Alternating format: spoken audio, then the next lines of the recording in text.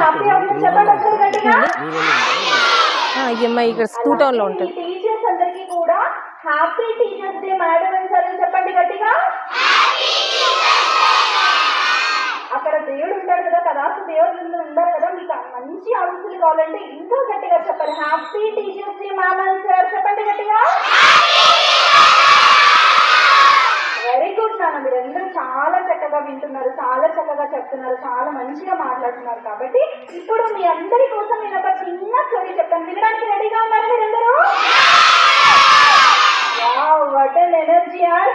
Okay, so ఇప్పుడు ఏంటంటే మీకు ఒక గొప్ప గురువు, మనం గురువులందరినీ చూస్తున్నాం కదా, కానీ మనకి ఏం తెలియదో తెలుసా? మనకి గురువు యొక్క గొప్పతనం ఎంత గొప్పదో తెలుసా అసలు నిజంగా?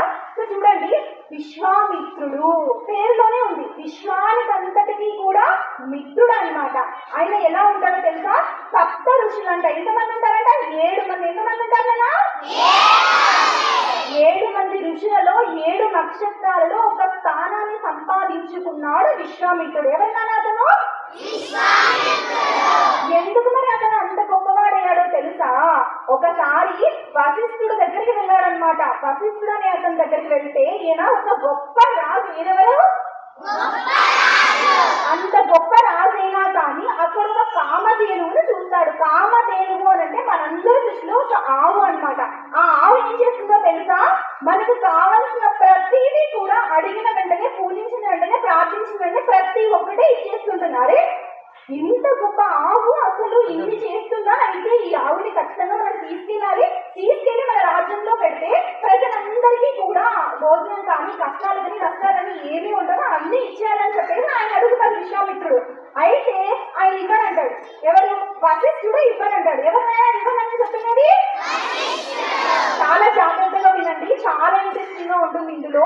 ఆయన ఏం చేశాడో తెలుసా? అరే నేను రాజైనా కానీ నేను అడిగితే మీరు ఇవ్వరా? ఎందుకు ఇవ్వరు అసలు? సరే అని చెప్పేసి మీరు బ్రహ్మహర్షి అయినందుకే కదా నాకు ఇవ్వరు అంటున్నారు. నేను ఈ రోజు నుంచి నాకు రాజ్యము వద్దు, ఏమి వద్దు, నేను కూడా తపస్సు చేస్తాను, నేను కూడా కష్టపడతాను అని చెప్పేసి ఆయన హిమాలయాలకు వెళ్ళిపోతాడు. హిమాలయాలకు వెళ్ళేసి తపస్సు చేస్తాడు. ఘోరమైనటువంటి తపస్సు చేసి ఆయన్ని ఎలా మారుతాడో తెలుసా? ఫస్ట్ స్టేజ్ రాజర్షిలాగా మారుతాడు. ఎలా మారుతాడనా? రాజర్షిలాగా మారిన తర్వాత అప్పటికి కొంచెం శక్తి అనేది వచ్చింటుంది ఆయనకి. ఆ శక్తితో ఆయన ఏం చేస్తాడో తెలుసా?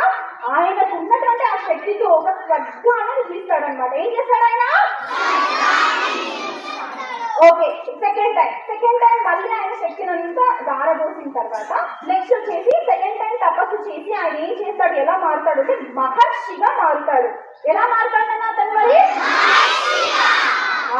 ఫస్ట్ ఏమో రాజర్షిలాగా మారాడు. ఓకేనా? జాగ్రత్తగా వింటున్నారు కదా అందరూ? మరి నేను క్వశ్చన్స్ చేస్తాను. ఫస్ట్ ఆయన రాజర్షిలాగా మారుతాడు, తర్వాత సెకండ్ టైం మహర్షిలాగా మారుతాడు. మహర్షిలాగా మారిన తర్వాత సత్య హరిశ్చంద్రుడు అనే సినిమాని కానీ, ఆ మూవీ ఎవరైనా చూసారా? సత్య హరిశ్చంద్రుడు అనేది ఇక్కడ ఏంటంటే ఒకే మాటకి కట్టుబడ్డాడనమాట.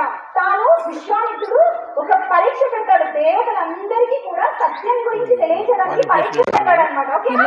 పరీక్షలో నెగ్గినటువంటి ఆ సత్య హరిశ్చంద్రుడు ఆయన శక్తినంతా సుభిక్షంగా ఉందని చెప్తాడు. మళ్ళీ థర్డ్ టైం అవును, అమ్మాయి కూడా ఇంపాక్ట్ ఫౌండేషన్ లో సర్టిఫైడ్ ట్రైనర్. మేమందరం కలిసి తీసుకున్నాము. బట్ ఆ అమ్మాయి ఇంకొంచెం బాగా మాట్లాడుతుంది. అమ్మాయికి ఈ అమ్మాయికి కొంచెం ఎక్కువ ఇష్టం ఉంది, నేర్చుకుంటున్నాము చాలా.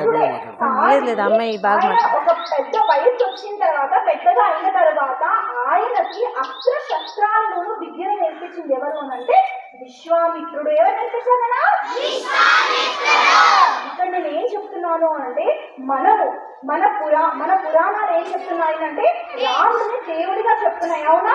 అంటే మనకు పురాణాలు శ్రీ మహావిష్ణువు అవతారంగా పూజించేటటువంటి రాముడికి గురువుగా మారి అస్త్రాలు శస్త్రాలు సంబంధించిన విద్యనంతిని కూడా నేర్పించాడన్నమాట. ఏదో నేర్పించింది చెప్పండి ఇప్పుడు?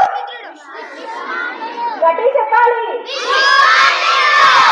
అవునన్నా, నేను ఎందుకు ఈ స్టోరీ మీకు చెప్పాను అంటే మీరు కూడా కష్టపడి చదవాలి, స్వయం కృషితో చదవాలి. అర్థమవుతుందా?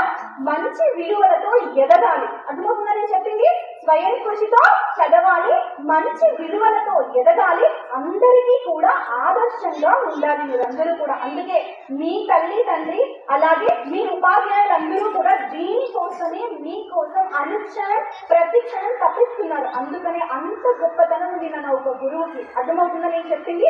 కాబట్టి be respect to your teachers. ఖచ్చితంగా మీరు తల్లి తండ్రిని ఏ విధంగా అయితే భావిస్తారో, మనం ఏ విధంగా అయితే అమ్మా నాన్నతో ఉంటామో, వాళ్ళకి ఎంత గౌరవం అయితే ఇస్తామో అలాగే మన టీచర్స్ కి కూడా మనం అంతే గౌరవం ఇవ్వాలి. అర్థమవుతుందా నేను చెప్పింది నీకు?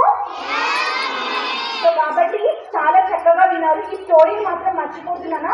చూడండి, ఏదైనా కానీ ఒకరు తక్కువ ఒకరు ఎక్కువ లేదు. అర్థమైనా? అమ్మాయిలు అబ్బాయిలు ఇద్దరు సమానమే. దీంట్లో ఇంటెలిజెంట్ వేరు కాదు, అలాగే డల్ స్టూడెంట్ వేరు కాదు, ఎవ్వరూ వేరు కాదు.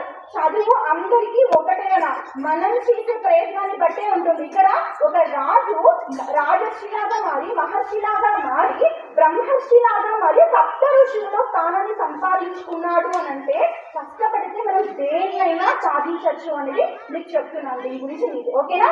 కాబట్టి గురుదేవో భవ అని అన్నారు కాబట్టి ఖచ్చితంగా మీరు గురువులను గౌరవించాలి. అర్థమవుతుందని నేను చెప్పింది. ఓకేనా? నాకు ఇటువంటి అవకాశాన్ని నిజంగా హిమబిందు మేడం కల్పించినందుకు, అలాగే హెచ్ఎం సార్కి, ఇక్కడ టీచర్స్ కి ఇంత చక్కగా విన్నారు కదా, మీ అందరికీ కూడా థ్యాంక్ యూ నాన్న. Thank you so much.